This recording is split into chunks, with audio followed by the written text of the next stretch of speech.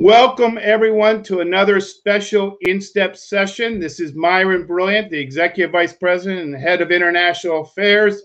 Welcome this afternoon for our guests from the United States and of course from our good friends in New Zealand. Good morning. I am so delighted to be hosting today the Prime Minister of New Zealand, Jacinda Ardern. I have to tell you that she is a rock star in every sense of the word. You're going to hear from her directly in a few minutes. But let me just acknowledge up front the great support that we got from Ambassador Rosemary Banks and her embassy team here in Washington for this. I want to also thank Marjorie Chorlins and also John Goyer from my team for helping to put this exciting program together. This is an on-the-record session for our friends from the press. And I am so excited to have the New Zealand Prime Minister. Let me just say a few words about her at the beginning of this session, about her incredible leadership through a difficult period in New Zealand and, of course, a challenging period in dealing with the global pandemic. She has earned the respect of the world, and I really mean that, and I don't say that lightly at all. This is the first time the U.S. Chamber has hosted her. But I want to say to the Prime Minister, not the last time. And certainly, as I said to her earlier, we've hosted every other Prime Minister in our building in Washington, D.C. So you are welcome as soon as travel resumes for you to visit us in Washington, D.C. The Prime Minister serves as the 40th Prime Minister of her country, a position she's held since October of 2017. She joined the New Zealand Labour Party at the ripe age of 18. I'm wondering what my kids have been doing, and rose to become the youngest leader in the party's history, only the second woman to lead the party. She is a trailblazer in every sense of the word. She became a member of the parliament since 2018. During her years, she's really been a representative of children's rights, women issues, and of course, the rights of New Zealanders in a meaningful way to have purposeful work. An amusing side note, despite her obvious popularity in her country, in May of last year, she was turned away from a busy cafe. She'll have to explain this. That was certainly overcrowded, but I'm sure the cafe owner was quite embarrassed when he realized he had turned away the Prime Minister. But all worked out well, as I'm told. So there is a lot to be told about the Prime Minister's past and her accomplishments, and we'll hear about her vision and the challenges we face today as a global community. I will give a shout out today to the class of Maryland that I often guest lecture at. I know they have done a case study of the Prime Minister's leadership through this global pandemic. So go Maryland and go Terps. They'll be proud that I said that. We live in interesting times, and certainly there have been a number of milestones and challenges the Prime Minister has seen in her brief years is in office. Let me just cite a few. First, in a very positive way, the Prime Minister gave birth to a daughter, becoming the first world leader to give birth since Pakistan's leader Bhutto in 1990. But there's also been tragedy. In 2019, a horrific attack on the two mosques in Christchurch left 51 dead.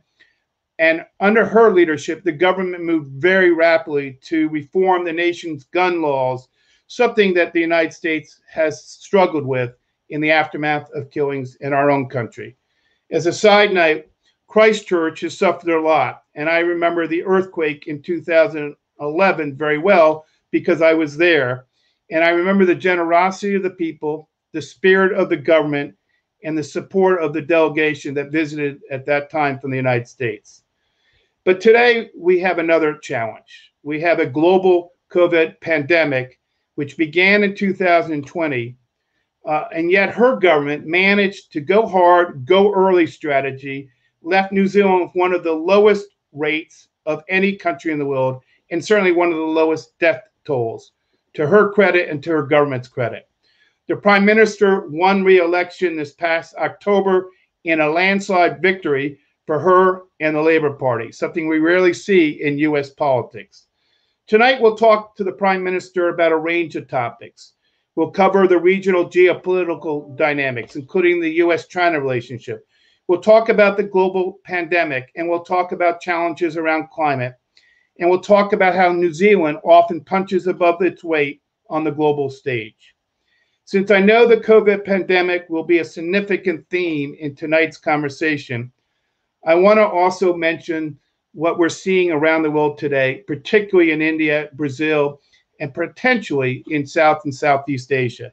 It's devastating to see the tragedy, to see the numbers rise in India. And I know the U.S. Chamber and other groups are mobilizing our business leaders and working with our own administration, with the Biden administration, to make sure there's a significant response to the needs of the people in India and many other countries. There is going to be information about some of the efforts that we have underway in the chat room. And if this is an area of interest to you, please, please do get involved. The situation is dire and growing. There are 350,000+ cases a day in India, and frankly, I think 10 to 20 times that number in reality, and contagion is a real issue. So I wanted to raise that in the framing of the broader conversation that we'll have on COVID. Prime Minister, we are so pleased to have you with us today. To start off, I wanted to kind of have an icebreaker with you. I've been looking at your background, and it's amazing. You spent time working with Prime Minister Tony Blair. You were in a soup kitchen in New York City, my hometown, and you served as a DJ in Auckland, which, by the way, sounds like a fun job. Beyond your time in government, what was your favorite job? And really, from these experiences, what did you learn about the ability to reach people, which made you a successful leader today? Prime Minister, thank you. Oh, MYRON, thank you so much for the introduction and the icebreaker question. Before I answer that, I feel like I should respond to the little story that you mentioned around being turned away from a cafe on a busy day in Wellington. You know, I think actually what is probably really telling about New Zealand is the fact that that story was probably less seen as a story of embarrassment, more a source of pride. You know, we take our egalitarian status very, very seriously, and anything that affirms that egalitarian status, I think is a badge of honor. What the story didn't share is that actually that was the second cafe I'd been turned away from that day, not the first. In terms of your question, favourite jobs, I mean, I did come into politics quite young. You know, I was in my late 20s when I came into Parliament. But when I reflect back on the jobs that have been the most meaningful for me, they've been the ones that have given me close proximity to people and their experiences, because that's what I draw on when we're developing policy. My question always is, what difference will this make for a New Zealander living in small town New Zealand versus one living in our cities? And those experiences of working, for instance, for small business owners were really meaningful for me, but so too were the jobs I had supporting myself through university. I was a job trainer for people with intellectual and physical disabilities, and that gave me a real insight into those who have experience of autism and Asperger's and what their everyday lives are like, just the smallest insight. So for me, the jobs that have made a big difference to me have just been the ones that are closely connected to people. Well, there's a theme obviously running from your public service, but I can see this in your track record. The theme of people is going to be something that you're going to talk about quite a bit in the course of this interview. But let me ask you a broader question. How would you describe the state of affairs in New Zealand today? You've done a remarkable job, as I said, in battling COVID, but there are other challenges, and we'll get into some of those. But also in that context, share us a few thoughts about the state of the relationship between your country and the United States. What should we be thinking about? Well, a broad starting point for me there. I would say that, in the environment that we're in at the moment, it is only further reinforcing, why it is so important for us to deepen our relationship. Now, New Zealand's relationship with the United States is already one that I consider to be strong. We have strong historic links to one another, often in global theatres and conflict, which we hope to never see repeated. We have strong economic links, over $12 billion in two-way trade. And we have strong cultural people-to-people links. As much you touched very briefly on the fact that I've myself studied in the United States. I spent a term at Arizona State University. I was there for 9/11. I went back in the 2000s and spent 6 months volunteering in New York. Those people-to-people links, you'll hear stories across our country of that connection people feel to the United States. So in the current environment, for me, the question is, how can we continue to learn from one another? How can we continue to work together? COVID has, I think, added additional reasons why we need to move quickly in the deepening of that relationship. New Zealand's status in the pandemic, at various times may be different to others, but that does not mean that there aren't things that we should and could be learning from one another. Our focus has always been very much on the health and well-being of our population. We've tried to tailor our response to the needs of our population. We look now, though, to those who started their vaccine programs earlier than us, and for good reason. You're experiencing a mortality rate far outstripping ours. But I take great heart from seeing the progress that the United States is making in the vaccine program and the difference that it is making in response to the pandemic. But our recoveries will not be straightforward and they will not be easy. And so we're really looking for opportunities for us to build those economic ties. When it comes to the US, we've got opportunities as New Zealand moves forward into the next year of hosting APEC to say, look, the interest in our region and the connection to our region with the United States is already strong. How can we further embed that into our economic architecture over the next few years? And so we see that as one of the platforms that we can help promote in the chair role for APEC.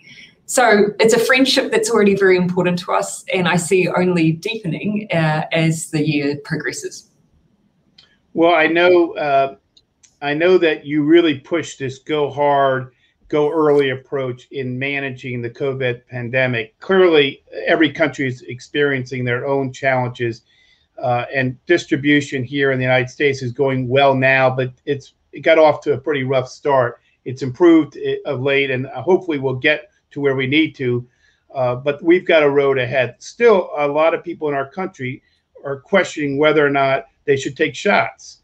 What are the lessons you've learned through your own management of this crisis in your own country that you think we should be drawing from it? You touched on it briefly, but are there a couple of things that you want to point out to this audience that's gone really well in New Zealand? And what are the warning signs about, the situation around the world that we see? I am very concerned about what's happening in India or Brazil or in other countries, and I think we're a long way from getting out of this.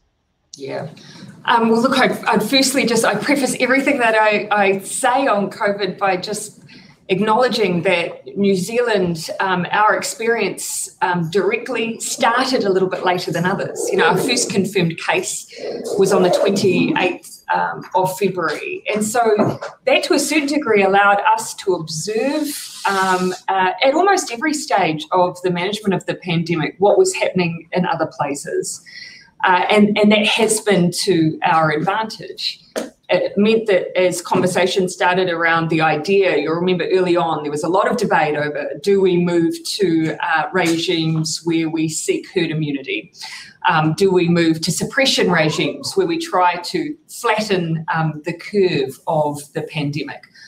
What people weren't talking about so much was the option of elimination.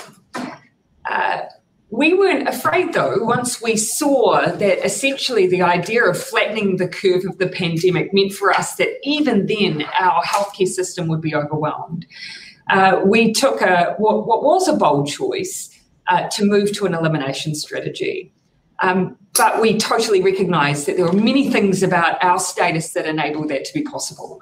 Since then, it's meant having a very robust regime around our borders. Operating a managed isolation facility regime for those who are coming into the country, be it permanent residents, citizens, or critical workers. But that has essentially allowed us to keep transmission, for the most part, out of New Zealand. For the learnings for me, though, were really just the importance of just looking to those other experiences, but being willing to look at our own data and try an approach that wasn't being tried elsewhere. In my view, the worst possible result of that would be that we would end up in perhaps a suppression regime. So why not try and lift the bar of our response if we were able to? The second key learning for me has simply been the importance of trying as much as we could to bring our own population with us. So really signalling what we knew and what we didn't know. The things that we knew may come with risk, where there was uncertainty, just being really open about that. So daily communication, we would have press conferences every day, they were broadcast nationally because we were in a lockdown. A lot of people were exposed to that, and just being very, very open about the journey we were all on as a nation. And now the key is to continue that with our vaccine rollout. So I'm going to ask you a challenging question here, because you sit back in New Zealand and you've managed the situation very well, but you know the developing world does not have access to vaccines in the way that the United States or Europe or even your own country cannot get access. There's significant inequality. There are two terms that have become very popular. One is vaccine diplomacy and the other one is vaccine equity. One has obviously to do with international cooperation, but competition in getting vaccines around the world. And the other one has to be, of course, about getting it around the world to our own communities in the United States and elsewhere, but to the developing world, which is being left behind a little bit. What's your thoughts about the state of international cooperation on vaccines? And what can we be thinking about or should be doing better to enhance the improvement of getting vaccines widely distributed? There's a great deal of interest in the private sector to play a contributing role here. Your thoughts? My view would be that, if we were to view the need for vaccine distribution across the globe as either an act of aid or an act of diplomacy, then we are looking at it through the wrong lens. My view is that it needs to be viewed as important as our own domestic response to COVID. And that's for the simple fact that we are individually not safe until we are all safe. We have fluid, for the most part, we have fluid and open borders. It's been one of the reasons why, of course, we've seen this pandemic rip around the world so quickly. And so if we are to try and return ourselves to a degree of normality, we have to acknowledge that with the rise of variants, that until we have a state of manageable control over the pandemic, we run the risk of it continuing to rage. And where we have countries where the outbreaks are significant, the possibility of variants is much higher. The possibility we'll have variants that are less effective for those current vaccines that are in distribution is also higher. So this, for me, is actually core to our pandemic response. I do want to acknowledge the enormous work that's been done through COVAX and the contribution the United States has made there through COVAX to ensuring that, up to 20% of populations are vaccinated across the globe through that facility. New Zealand's made a contribution to that facility. But we've equally looked to our own backyard and said, what can we do on the ground to assist with the rollout in the Pacific? We've put the equivalent of $46 million into the Pacific rollout. We're specifically working with a number of our neighbours to say, would you like us to bring in vaccinators, the support of our defence force, and of course working very hard with pharmaceutical companies to ensure that we deal with any liability issues so that the act of donation can occur quickly too. And we're looking to pass on around 800,000 doses back into the system for distribution as well. So as I say, this is incredibly important, but it's not just a response around diplomacy, it is actually a public health response. And I would argue not just a moral issue, but a smart investment by governments and the private sector to work together. Prime Minister, we can't talk about COVID enough in the midst of a pandemic, but we've got other topics to turn to. So let me change and turn to sustainable development and climate. We just had, obviously, the summit that President Biden put together where world leaders talked about the challenges that we face with climate change, the ability of governments to work in a consensus to drive sustainable development, and, of course, the important role of the private sector. And we are very pleased that the private sector was represented in the conversations.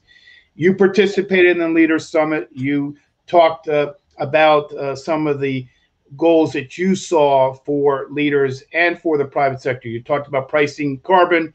You talked about making climate-related financial disclosures mandatory.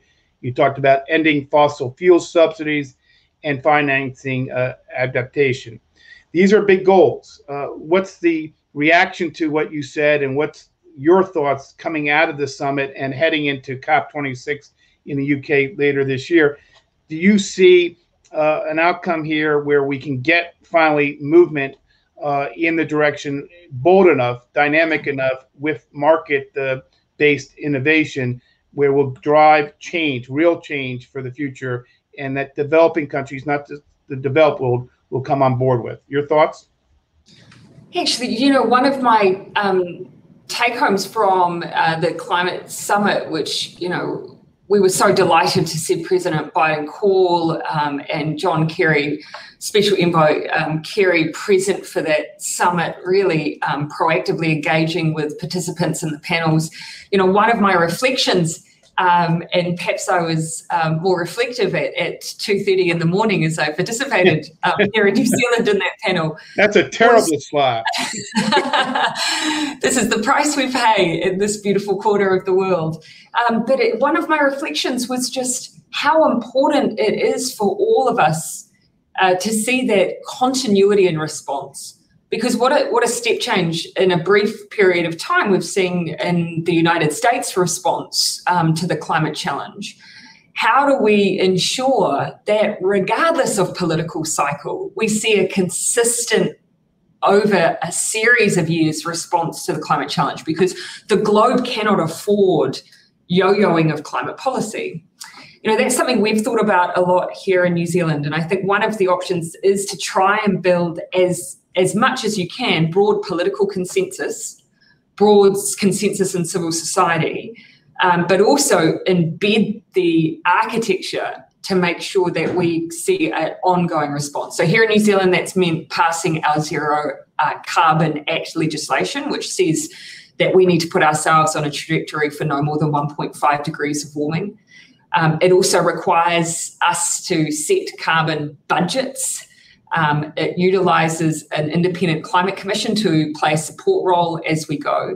And we've also, as part of our work to address what is the most significant source of emissions for New Zealand, and that is our food production, our agricultural sector. Right. We've formed a collective, He Waka Eke Noa. It's a partnership where we're working with the sector to try and reduce our emissions in that sector as well. And we're the first country in the world that has committed to pricing mechanisms across the board, including agriculture. And so really embedding that architecture for me is just so critical to making sure that we see that continuity of response. And that was one of the things that I really reflected on through the course of that summit. Well, I'll refrain from making a sheep joke, but I know how important agriculture is to your country, and I respect that that's an important part of the puzzle for you to navigate through. Is there a role for natural gas? The United States obviously exports natural gas in this energy transition. Is there a view in your point about what we have to do to provide a transition that will take place over 10 or 20 years to get to where we need to? Yeah, and that word transition is right. I mean, we made a very bold call that actually, if we're thinking about transition, some of the decisions that we need to make around fossil fuels actually need to be taken now. So when we first came into office, one of the early things we did was to say that we needed to end the issuing of offshore oil and gas exploration permits. And that was just an acknowledgement of the life cycle of those permits of exploration, and then bringing on stream those fields, that if we wanted to see greater investment in green tech, if we wanted to ensure we didn't have stranded assets, we needed to start sending those market signals and making those decisions now. So natural gas will have a place in the short term in New Zealand as we make those transitions, but we need to make sure that those early calls, which actually will only really take effect in the next 20 to 30 years, are being taken now. So are you more hopeful coming out of the summit than you were before the summit? Or do you? I mean, you have to take heart from the fact that we have some of the world's largest economies now showing such leadership on climate action. So I'm more hopeful. I'm naturally an optimistic person. I think you have to be in politics. But on climate-related issues, I am by the fact that we see increasingly, even in my political lifetime, when I first came into politics, I remember being booed publicly for my views on climate change. Now we're not debating if, we're debating how, and that in itself is a significant step change. The challenge for us will be not just demonstrating that we've all got really ambitious targets, but that we have a plan to reach them. And that's a challenge for all of us, one that we're taking very, very seriously. And that's why one of the challenges I issued as part of that summit was we have to get rid of fossil fuel subsidies. If we were transferring the amount that we were spending on fossil fuel subsidies, actually it represents, from memory, roughly 5 times what we're calling on going into clean tech solutions for our climate response. So even that simple act, which seems to be such common sense, would make a huge difference. Unfortunately, in these debates, there are no simple acts, but there does need to be resolve and resiliency. Let me turn to New Zealand for a second. Some more lessons that you can impart on all of us in the United States. You've managed to deal with gun control, parental leave, minimum wage. You've really spent a lot of time talking about inclusive society. Tell us why these issues, you've mentioned it previously, why they're important to you, but which lessons should we draw? I know you don't want to speak to the U.S. political challenges, but just kind of some of the lessons you learned in dealing with these difficult domestic issues and successfully. You mentioned inclusivity in the beginning of that question, and for us, when we first came into office, we had a view that actually inclusivity really should traverse 2 areas. It should mean not only everyone benefiting from success and prosperity of a nation, but actually redefining what success means. Our view was that New Zealand had previously, particularly coming out of the global financial crisis, was held up as an economy that had done really well, had been well managed, and had been described in really positive terms. And on general economic indicators, that was true. But our view was that some of those economic indicators wouldn't always tell the story of well-being. And in fact, there, we drew from some of the rhetoric of the likes of Robert Kennedy, who I think said that GDP was good at measuring just about everything except that which matters in life. And so we really shared that view. And so early on started embedding a framework that allowed us to more easily and readily incorporate measures of well-being into our decision-making. And so I just wanted to share that context around the shift we're trying to create, and it will take time to change the way we see success and therefore change the measures around what, actually having achieved inclusivity is all about. On some of the challenges that we've faced, it's been really clear to me that the challenges we came in to address, really the question is whether or not you're able to do that in spite of everything else that you'll have to contend with as a government. From the moment we came into office, we had a biosecurity incursion. Mycoplasma bovis entered into our national herd. It was touted as being potentially devastating to our major exports in primary production, and could potentially devastate us. Following our quick succession, of course, the domestic terror event that you've talked about, we've had Whakaari, White Island, and of course the pandemic. But none of that has changed these other challenges that we've had: housing, climate change, poverty, and inequality. So for me, it's all been about how do we make sure that we are managing as best we can the challenges that emerge of the day, and in the moment that they emerge, responding as quickly and as decisively as possible, because you have very short windows often to respond to the challenge that are raised by those issues, whilst also continuing your ongoing agenda.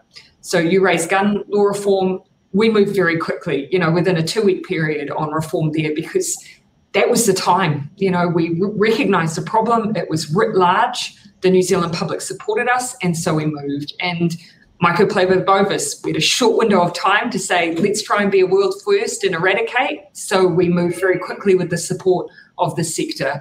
We've always tried to use those moments in time to act decisively so that we have then the space to deal with our longer term issues. Well, I wish we could spend a little bit more time talking about what you define as inclusivity and the importance. It's really putting a human face in some of the issues that you're dealing with.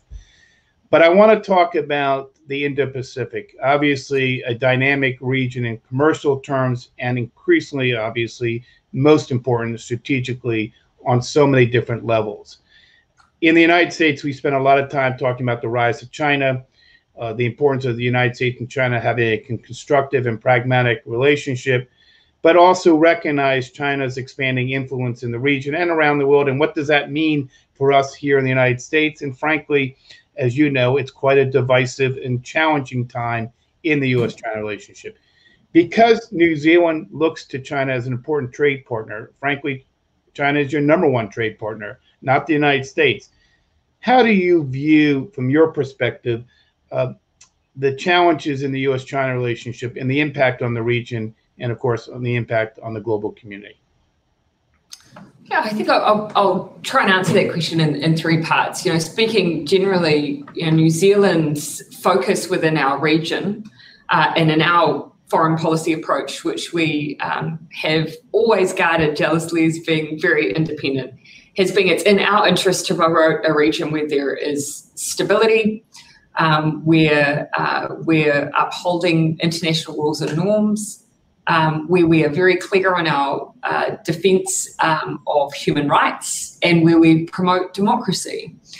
And in that vein, we welcome President Biden's commitment around a democracy summit and all of the dialogue and opportunity that will bring. The second thing is that, as you've mentioned, of course, there has been for some time and continues to be tension in the relationship between the United States and China. Amongst the largest economies in the world, it's in everyone's interest there that we see as much dialogue as possible. And so we view very positively the fact that there has been recent face-to-face dialogue, John Kerry's visit, those interactions and the potential that dialogue brings, we view very positively. But we also absolutely accept the differences that will exist in the relationship, because there are differences that exist for us too. Whilst we've had long-standing economic ties, long-standing people-to-people ties with China, we like to also think that we have a mature relationship, one where we can acknowledge the strengths that we have, but also the differences. And so part of our independent foreign policy will mean that we will raise issues of human rights concerns. I myself have raised face-to-face with the Chinese leadership our concerns over Xinjiang and the Uyghur people. And we will continue to do so. Our view is we must continue to broaden as much as possible the platform or engagement, as it were, of countries who share those concerns, so we can demonstrate the international community's position on some of the issues that are at large at the moment. Well, you mentioned democracy and human rights, and I do think New Zealand and the United States share values when it comes to these issues. But I am going to turn to Jonathan SWAN, who is, granted, an Australian, but one of the prominent young national political correspondents at Axios, who's done a really great job, and he's got a question for you. Jonathan? Thanks, Myron. I'm happy to join InSTEP here. I'd like to ask the Prime Minister about China policy. Prime Minister Ardern, your foreign minister has said that New Zealand is uncomfortable with expanding the remit of the Five Eyes relationship to pressure China. And your trade minister earlier this year criticised Australia for not showing enough respect to China and suggested that they be more cautious in their wording with respect to the Chinese government. Do these notable differences exist because New Zealand disagrees with some of the criticism of China from allies like Australia and the United States? Or is it because New Zealand is concerned that China will retaliate to any criticism with economic penalties as they have in Australia.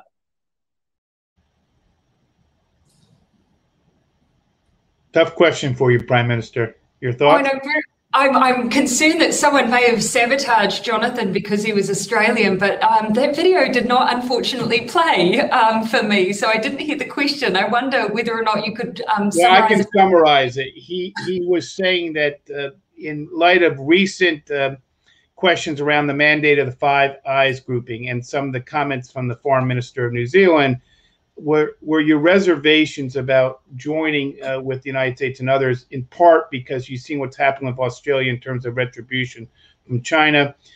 How does New Zealand feel about being outspoken as a critic of perhaps China's human rights record in Xinjiang and other places? Thoughts?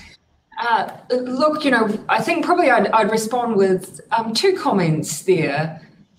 Firstly, we have been utterly consistent on issues around human rights. And as I just referenced in my last response, I've even taken the opportunity face-to-face in Beijing with the leadership directly to raise those concerns. And we will continue to do so. Something that we pride ourselves on is the fact that when we see issues that concern us, regardless, and this is very important, regardless of economic ties, we will raise them and continue to do so. So I guess in part that really rejects really the premise of Jonathan's question, because for us it's a very foundational principle is ensuring that we speak to our values at all times and in all situations. With regard generally to the coalition of members of the international community who do the same, our view is, as I've said, that we should continue to encourage a range of different platforms for countries on issues, be it Myanmar, be it China, to continue to raise those concerns. In some cases, that might be through the UN. In others, it may be as individual countries, New Zealand and Australia have jointly joined together in recent times. In others, it may well be coalitions under the platform of, say, Five Eyes.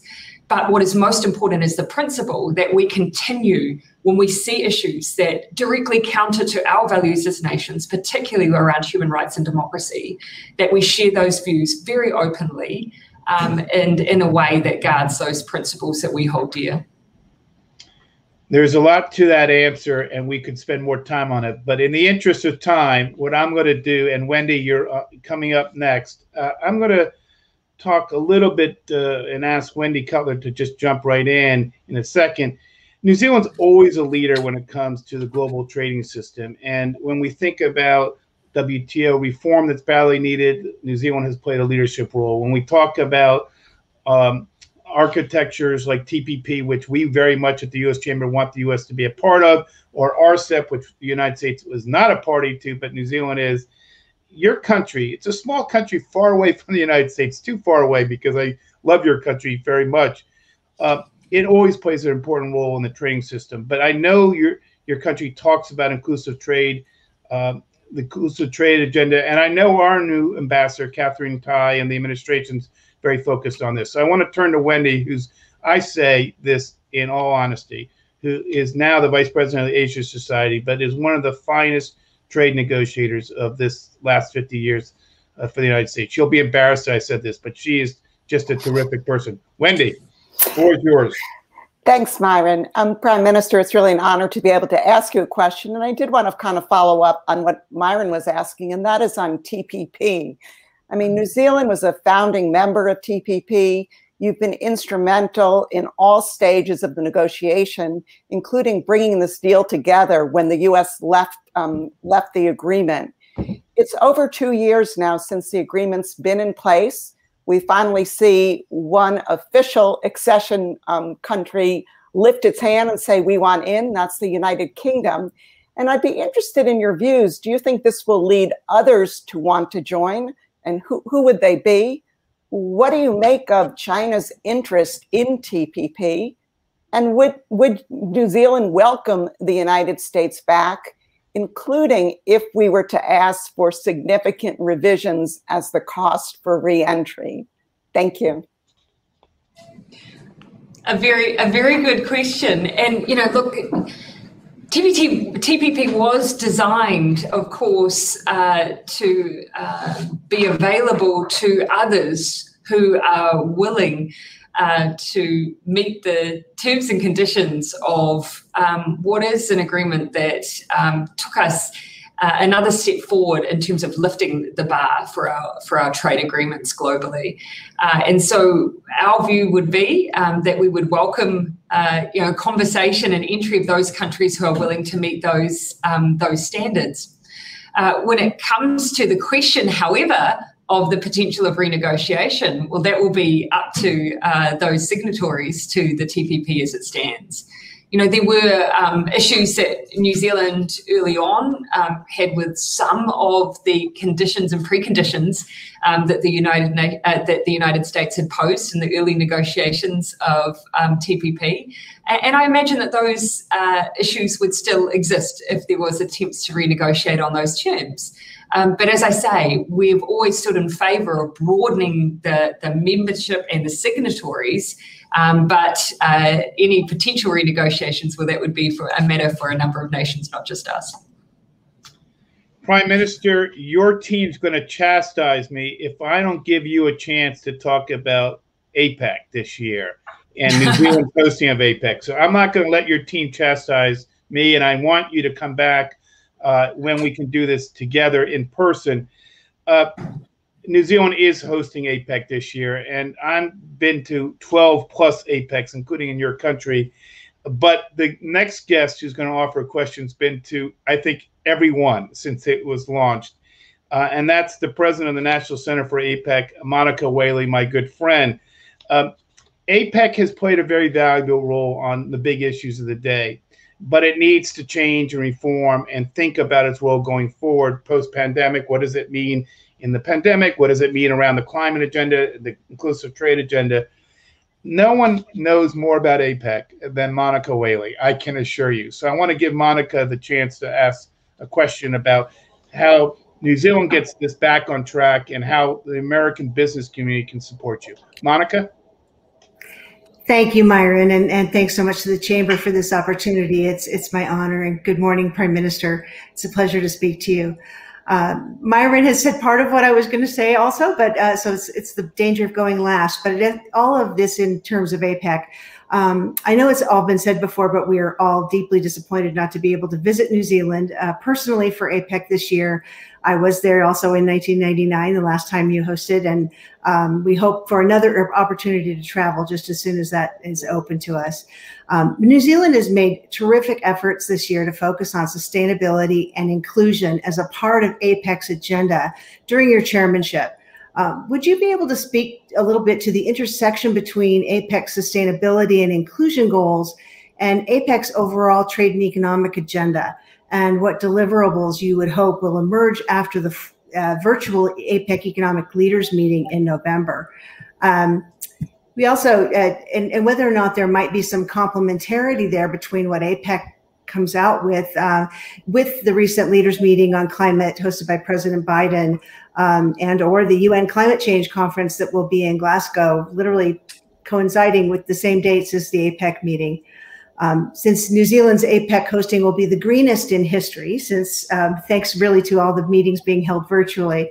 But as the world returns to a post-COVID normal, will New Zealand's leadership in APEC drive a lasting commitment in that forum to sustainability and inclusion? Thank you. Thank you. Thank you for the question. My answer would be, I absolutely hope so.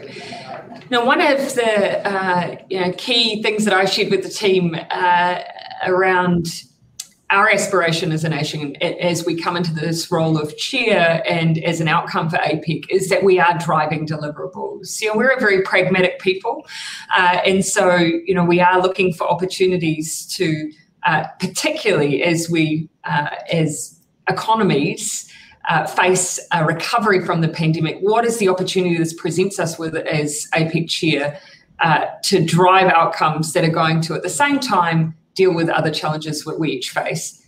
Joseph Stiglitz calls it double duty. And I believe APEC is a prime platform for us to find solutions that will create an opportunity to pay down some double duty. So let me give you a couple of examples. Our host priorities are, of course, championing economic and trade outcomes that help us to build back better.